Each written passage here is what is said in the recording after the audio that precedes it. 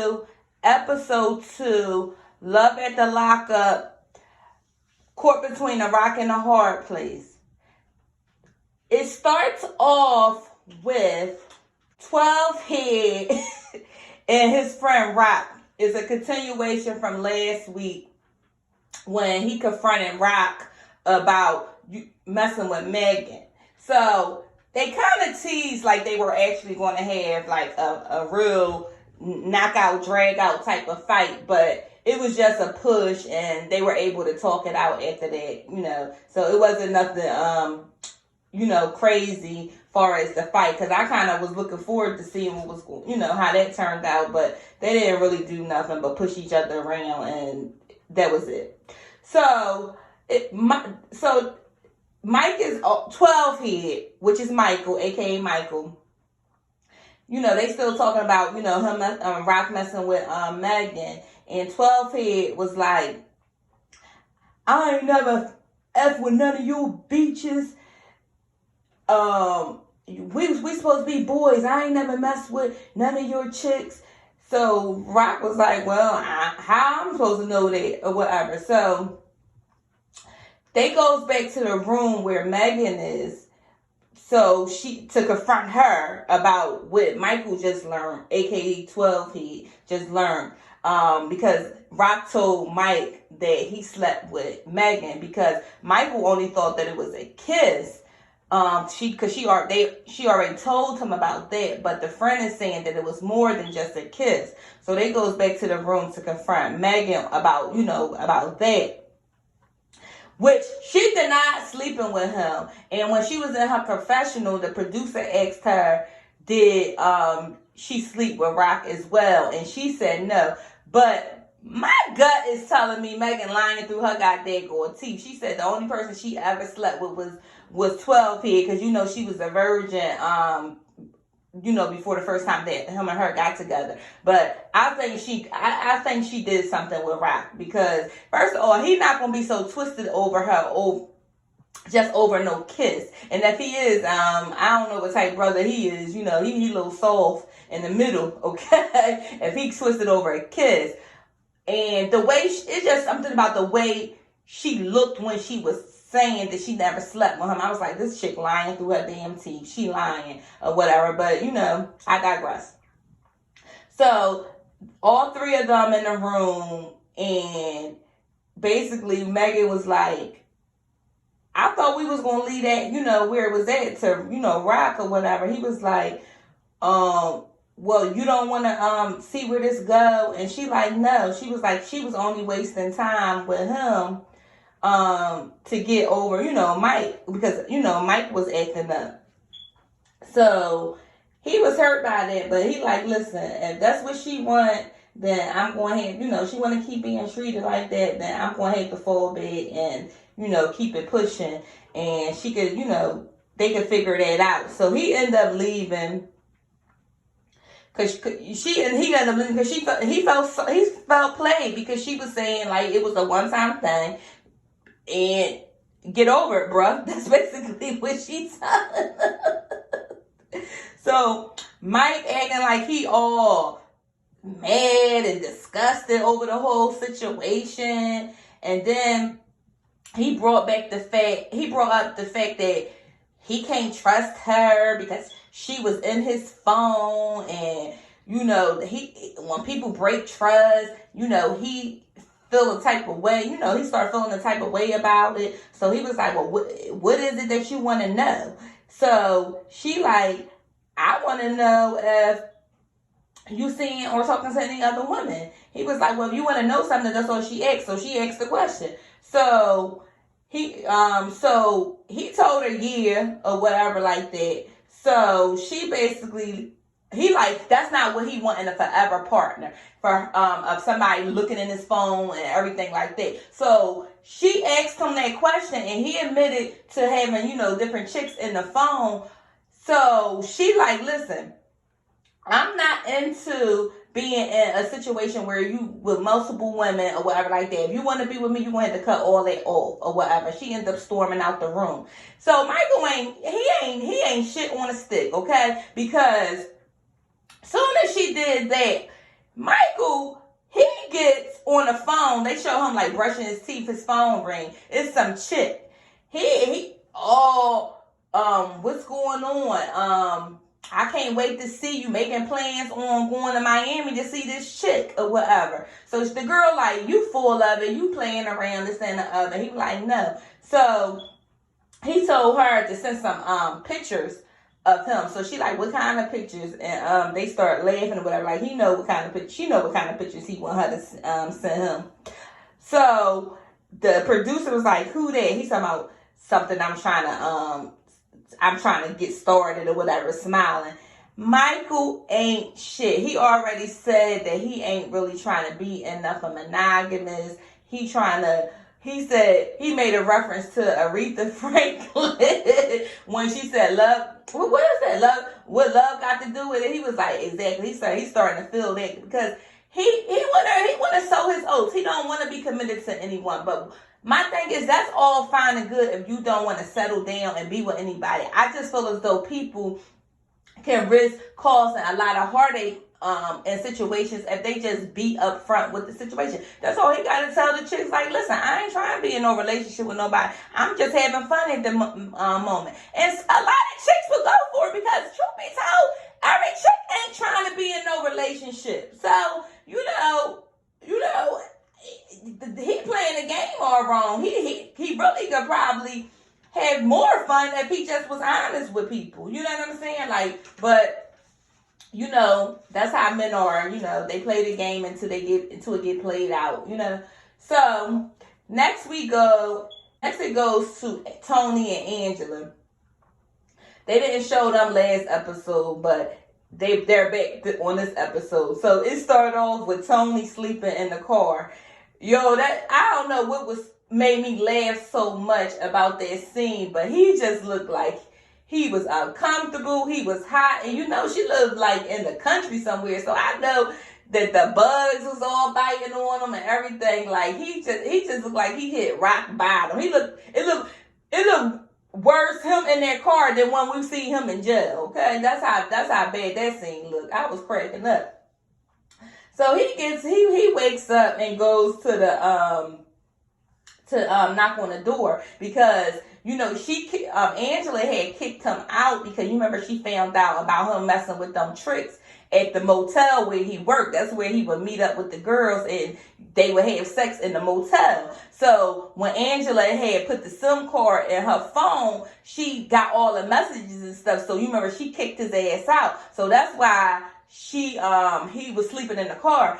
But he can't really go nowhere because he paroled to her house. That's why I don't understand why Tony, you know, played around like that. You risk having your home plan revoked, messing around. Like, you think somebody gonna find out that you cheat and they gonna still let you stay in their house? That's crazy for you to even think that. That's how stupid you think Angela is, because you think you could pull some stunt like that and she gonna stay with you. But it looks like Angela is gonna get back with him, so he might know her number really well. So he knocks on the door or whatever like that, and then she comes looking through the blinds. So as soon as she seen him, she like, this stupid idiot. I bust out laughing. So Tony looks all pitiful. He was begging to come back in the house. So Angela wasn't really here for him at this particular moment. So she basically tell him, well, listen, I'm headed out to work. You just don't be here when I get back. So she allowed him to go in there and take a shower and get cleaned up or whatever like that. So I don't know if he had to work or anything. I don't know if he was going to be there the whole day, but she just told him he best to be out before she gets back. Then you see her getting in her car. There she go with that cigarette again. Listen, Angela smoked at least 100 pack of cigarettes a day. You can't tell me she don't smoke 100 pack of cigarettes a day. I'm surprised she still has a throat. Between her and her sister, I don't know who smoked the most cigarettes. It's ridiculous the amount of cigarettes that those two smoke. So Angela's sister come over, and they remind you of Marge and her sisters. Marge from The Simpsons. Oh my goodness! If y'all don't watch the show, go check this show out. Y'all gonna know exactly what I'm talking about. They sound just like Marge and her sisters. So Angela is back at the house. So she's talking to her sister. Tony's not there, so I guess he took heed to what Angela was telling them because he wasn't there. So she was telling her sister that she had burnt his clothes because in previous episodes she had burnt his stuff up, and so she was telling her sister that. So the sister said, like, you sound like you wimping out, and she wasn't really buying Angela BS. So she was like, you let him use you. That's all he doing is conning you, and you don't see that. You sound stupid. Like, I don't understand why you let him do these things to you. And he know he got an easy target. So then Angela in her confessional saying, well, she believes in her heart that this is the right fit for her. Girl, please, Angela. She told her sister, love always wins. Her sister said, that's a bunch of bullshit. She was looking at Angela like, Angela, you stupid as fuck. And the sister is telling the truth. This guy don't want you. First of all, when he first got out of jail, Angela was all excited that they was going, have sex and everything like that. He did not sleep with Angela when he came home. He rather had got a steak. She treated him to a steak dinner. She said, what you want, a steak or a blowjob? And he chose the steak over the blowjob. That already there tells you that he doesn't want her. He just knows that she's going to put up with his crap. She's older. She already said how he's handsome and he's sexy. So he plays on it. And he's not handsome and he's not sexy. But I guess for her, he's okay. He's a catch for her. So he plays on it. That's why he goes after those older women, because he know he can get over. So now we see Shane and Lacey again. Shane, well, first it starts off with Shane. His friend is driving him home from, when they was out at the bar last episode. So Lacey isn't there yet. So I guess Shane was feeling some type way about that. But then she comes, a couple minutes later, and he starts to, apologize to Lacey about, the things that took place, because they was arguing. He was carrying on because he was upset about her, texting and calling Shane. So she ended up telling Shane that John is gone, so he don't have to worry about him anymore. So Shane like, what you mean gone? So she was like, he's gone. She was like, dead? Jail? So she was like, she told him that he was locked up or whatever. So he asked her if she was upset about the situation, and she never said yes or no. So she just said that she had hoped he would get his life together, but she really was upset about it, whatever. Because in her confessional, she said that she really loves John, but he chose the drugs over her. And I think that's the reason why she chose Shane over John, because I think she knew that John wouldn't be able to kick his habits. That's why she went with the safer choice. But I don't think that she loves Shane as much as she loved John. And that might end up causing a problem in their marriage, because if she's still holding on to John, even though he in jail, that's not going to stop her from reaching out. That's not going to stop her from, still caring for him. She probably go see him and just, put money on his books, whatever. So that's going to end up causing a rift between her and her husband if she don't just completely, get him out of her life. So she tells Shane, basically it's a dead situation. He's going away for a long time. They record him. So Shane was like, he must have been caught with a lot of drugs or whatever. She was like, yeah, it's over. So she tells Shane that they can't continue to communicate like they did earlier because they did have a real bad fight. He throwing stuff around and all that. So they agreed that they're going to work on their issues and move past this.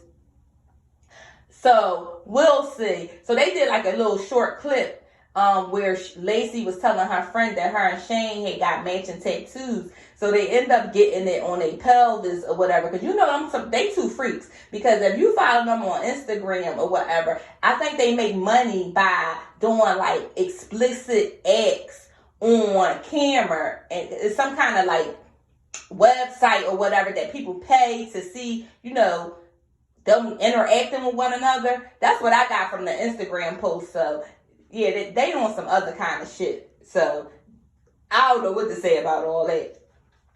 Now we have Cheryl and Josh. We first see Josh. He's on the phone with Cheryl. She tells him that her car had got towed. It broke down. It got towed with all her belongings in it. So she needed the ride.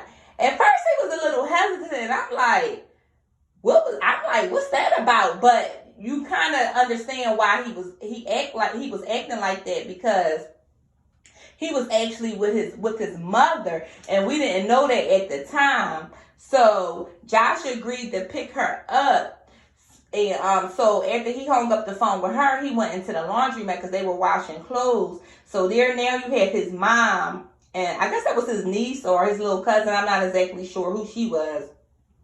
So he told his mom that they got to pick Cheryl up because she broke down. The mom really was like, so she wasn't feeling it. She ain't cared that Cheryl was broke down. So he ended up saying like, Mom, we got to get her. It's hot. She got her son with her. You know, we had to get her. So the mom, y'all already know the mom don't like Cheryl. So she don't give a crap about what's going on with Cheryl. But she agreed, you know, to go pick Cheryl up or whatever. So they head out to go pick Cheryl up. So as soon as they pull up, Josh get out the car. They start kissing. When I tell y'all, that kiss looked so gross. I was like, ugh, ew, like that. Like I didn't need to see that. I didn't need to see that. I really did not need to see that. And I know the mom probably was like, what the fuck? Like, they ain't show her face, but I know that's probably what she was thinking. Like, what the fuck? So, they get to the house or whatever. Well, the mom says she feels though they're going to be broke up within a month. Mom not buying that they going to last because they always, you know, they always arguing, they always fighting, and the mom just don't believe. And the son is immature. You know, see, these mothers on this show, they get on my nerves because they always come for the women. But y'all sons are the ones that's piece of work. Your son's the one that was in jail, and y'all act like the sons are the catch. I'm not saying that the women are any better, but come on, now, you act like you got a Prince Charming over there, like he's a fucking convict, okay? Like, get it together, like, come on, like I can see why some of these guys on the show went to jail, because you see how they parents are and what the mothers are. You be like, what the hell? Like, y'all really just thought y'all was raising, you know, like these law-abiding citizens or something. Like, they in denial themselves. So the mom, Cheryl, Josh, and his mother, they were all sitting in like the living room or whatever. So the mom asked, you know, what you guys plan? So Josh said, well, we plan on, you know, meeting up with some realtors to see, you know, some, you know, places or whatever, because now, you know, they staying with the mom. But she gave them 3 days. She said, she was like, I don't care what the situation is. Y'all got to get out of here in 3 days. Which, you know, God darn well, they're going to be there longer than 3 days. Who can leave and find a place in 3 days unless it's a dump? Like, come on, Mom. Be realistic. Like, you know, God darn well, they're not going to be able to be out of your house in 3 days. So he was saying, well, he was trying to make an excuse as to why it might take longer than 3 days. She was like, I don't care what the situation is. 3 days, and that's it. So then she gave him rules. She told them that she not doing no laundry, she not cooking, and she needs her son home by 9 o'clock. Cause I think he's still on like house arrest or being monitored. Not house arrest. Well, yeah, house arrest. And I think, if he's not in by 9 o'clock, he can go back to jail because he breaking curfew. So Cheryl was like, she gonna deal, with the mom got in place for them for right now until they in their own place, and then she could tell the mom how she really feel.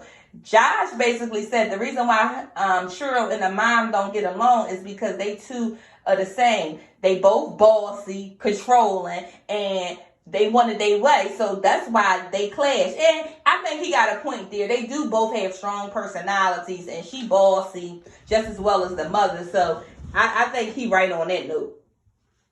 So now we see Clint. He's sitting in this car in front of his parents' house, contemplating, I guess, if he gonna go in there or not, because he have to go tell his parents that God is locked up. So his mom comes out, to the car and like, come on, Clint, get out or whatever. So he gets out. So they walks into the house. The mom, and the father have a beautiful home. I think they have some kind of money. If I'm not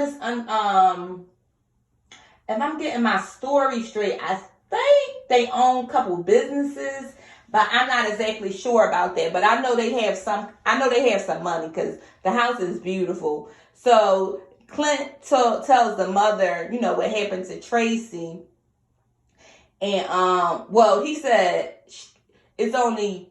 She asked where was Tracy, and he said, well, it's only two places that can separate, that can keep them apart. So, and he said that's on either jail or death.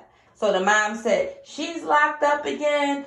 And he was like, yeah, the mom gets all emotional, crying and whatever, talking about, I believed her. She said she was going to do better. I believed her. And now looks what happened.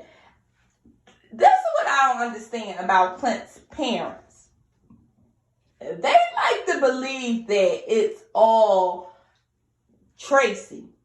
Yes, Clint did pick a crackhead, but look at your son. Y'all don't see that it's a possibility that he may be on drugs? Like, please, this is what I say about these parents on the show. They can see the wrong in the spouse, but they cannot see the bullshit that their own children are giving them. I just don't understand it. I can look at Clint and tell he ain't right. I don't understand how the parents are in such denial about their own children that it's crazy to me. So now the dad walks in, and they told him the situation. And the dad like, look, your life hasn't been that great since you got with her. Like, I don't understand, like, what more she has to do and for you to, leave the situation alone. So the dad, basically, so Clint was like, he's trying to get, Goddess out of jail. And the mom and father basically were like, they don't think that that's a good idea. Because I think he really, really wanted some money from them. But the way they was talking, they not giving them no money. So he ended up saying, well, I'm not asking for no help. I just need y'all to support me. They don't think that it's a good situation, but he can do what he want to do if that's what he chooses to do. And I don't blame him. You chose a crackhead, and me personally think that he's a crackhead, but I'm not supporting you getting her out of jail, because they was like, what, this like the third time she's been locked up since you guys been together? So it's a sad situation with them. Drug abuse. I touched on that in my last episode.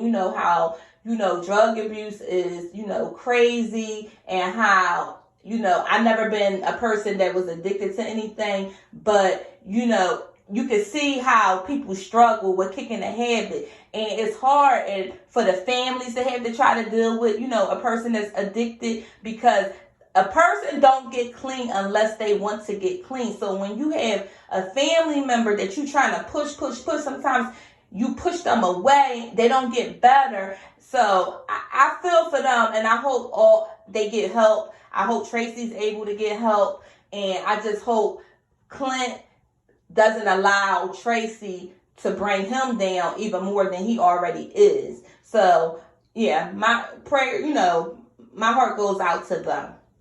Now we have Brittany and Marcelino. Brittany's sister is over as well. She tells her sister that she wants to have a party for the new baby. I'm assuming that it's a gender reveal party because she was saying that she needs to know the sex, the gender of the baby before she could start going shopping. So she didn't say a gender reveal party, but I'm assuming that that's what that was. So they asked her son, I think that was Giovanni, they asked him, what did he want, a brother or a sister? So he says he wanted the brother because he didn't want Zoila. That's their little baby. I don't even think Zoila won. She's not even one yet. He doesn't want Zoila to be mad at him for playing with another baby sister. I thought that was so cute. So they like, Zoila won't mind or whatever like that. So that was cute. So Brittany, she told Marcelino and her sister that she's planning on confronting her mom about, how she was raised, because Brittany told us that when they came from Alaska to Vegas, they were staying in a hotel and she ran away because her mother and her stepfather, they both was like alcoholics, and she ran away. And when she came back 3 days later, they were gone. So that shows you how bad they were really addicted to, the alcohol, because who leaves a 12-year-old in a new state alone? She ran away. They didn't go to the authorities or anything. They just bounced. Like, so you could tell their head wasn't wrapped on straight. So Marcelino and the sister was like, they didn't think that was a good idea. Marcelino was like, it definitely wasn't a good idea since she's pregnant. Since Brittany is pregnant, he don't want her to upset the baby or what, go into stress with the baby. And I can agree with that, because the way Brittany get emotional when she talks about how her upbringing was, I understand him not wanting her to have that conversation at that moment. And the sister basically said, look, we just got here. Mom just trying to settle in. I don't want you upsetting her. So Brittany was like, well, I'm not trying to upset her, but this is a conversation that has to be had. And the sister really doesn't have the same story that Brittany has, because she's much younger. And she said by the time she came along, her parents had their act together. So she don't have that same kind of hatred towards her mother that Brittany has, because she didn't go through the same things that Brittany went through. So they show Brittany eventually confronting her mother about, the things that, took place in her childhood. One thing we didn't know, because we do know Brittany had other children that is in the system, but she said that she got hooked up with her first child's father at the age of 12. So she must have ran into him when she ran away. He was 30. So I'm like, I can't believe that they allow their child to just be caught up in some stuff like that. They didn't have no knowledge of where Brittany was at, and they didn't even care. That kind of rocked my mind a little bit, because I'm like, I have a 13-year-old, and ain't no way I'm not going to go looking for my child if she decides she's going to roll up out of here. That's crazy.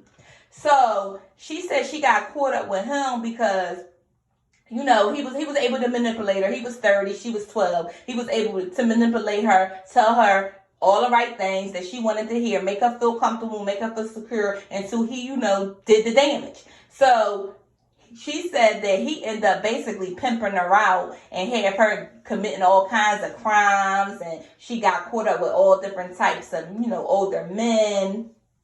And her mom was like, I didn't know you went through all that. I'm sorry. She was like, I didn't want to be that type of mother, because evidently had a bad upbringing, because she said her mother was a bad mom and she didn't want to repeat this cycle, but she ended up repeating it anyway, and she felt bad. So the park that they actually met up at was actually the park where Brittany used to sleep when she didn't have anywhere to sleep.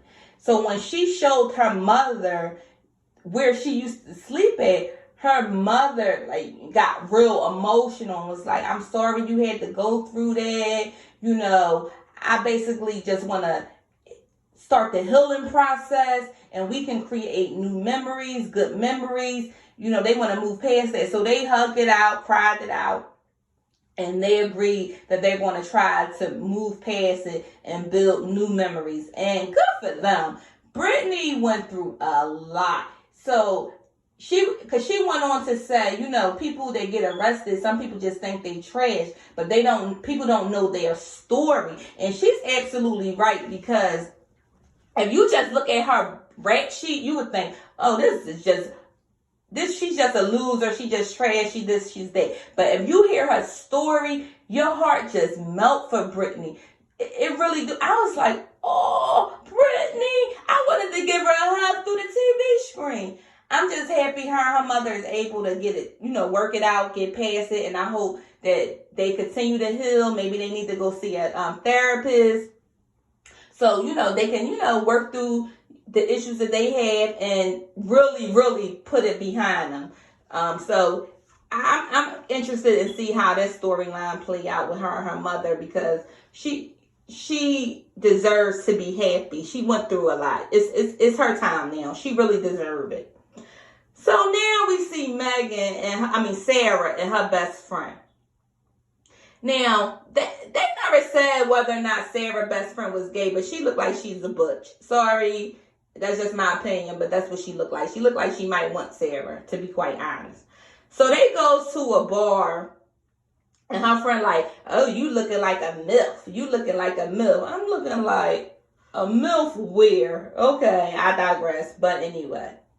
So Sarah and the friend was talking about Michael, of course. I mean, I guess they have to. The show is Love at the Lockup. He is the reason why she's on the show. So I guess they had to throw him in. So she goes on to say how when she first met Michael, he was her world and she didn't want to be without him. Now, Michael, aka 12 Head, doesn't paint her story anymore. She was telling the friend how Michael likes to get with insecure women, makes them feel good about themselves so he can start using them.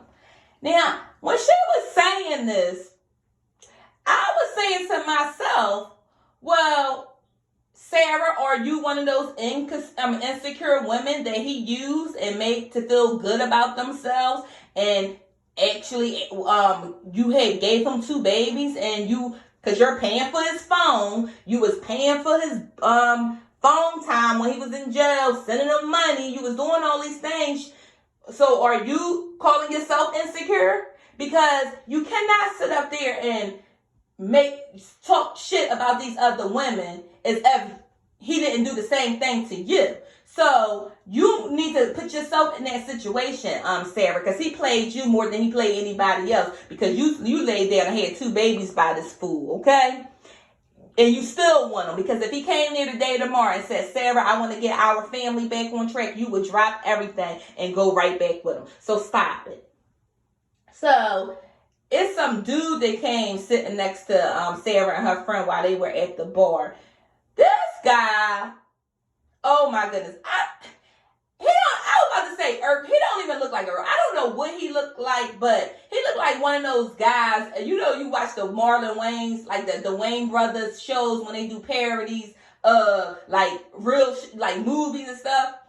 He looked like one of the characters, like he playing a joke. That's what playing like a fake thug or something like that. That's the vibe I got from him. He was a hot ass mess. So the friend like, oh, Michael would be jealous if he knew she was talking to somebody else. And I was like, 12 Head, he's a hot mess too. But I don't think 12 Head would be jealous if he seen that mess that was sitting next to Sarah, okay? I don't know who would be feeling insecure about that.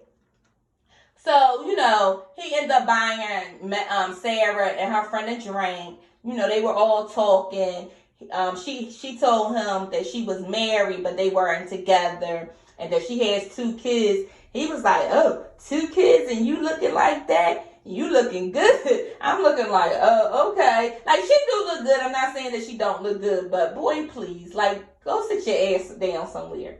So they eventually left out of the bar. He walks them to the car.